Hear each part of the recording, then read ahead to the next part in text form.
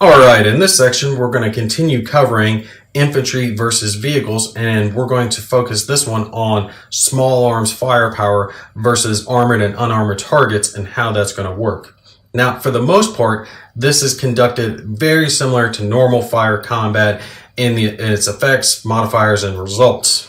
Do keep in mind that small arms fire cannot be used against a buttoned vehicle. So like this Sherman tank, if it was buttoned, had its marker associated with it, then you would not be able to use a small arms fire, so these Germans would not be able to fire against it. They could attack any passengers riding on it though. Now what you're going to do is you're going to total the firepower of your attackers plus any applicable direct fire table modifiers and add it to a 1d6 roll.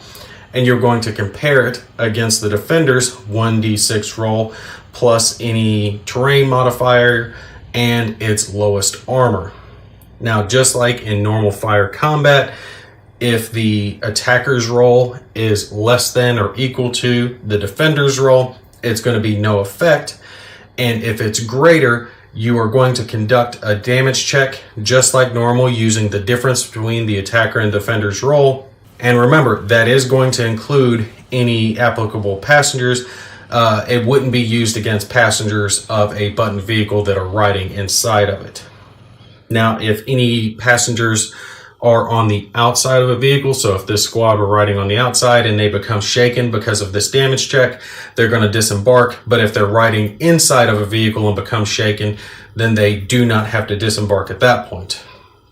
Now, if you're firing small arms at an unarmored vehicle like this Jeep here, it's going to be conducted pretty much the same as what I discussed here with just a few minor exceptions. You can always fire at an unarmored vehicle. You don't have to worry about it being open or closed. And an unarmored vehicle can be destroyed by small arms fire if you look at the direct fire table results.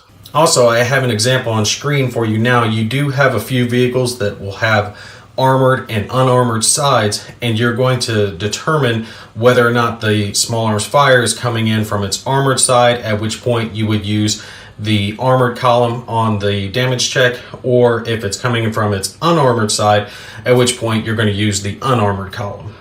Now, one last thing, when it comes to mortars and artillery, the sequence to take and conduct those attacks and damage checks and everything is virtually identical to everything that I've just laid out here.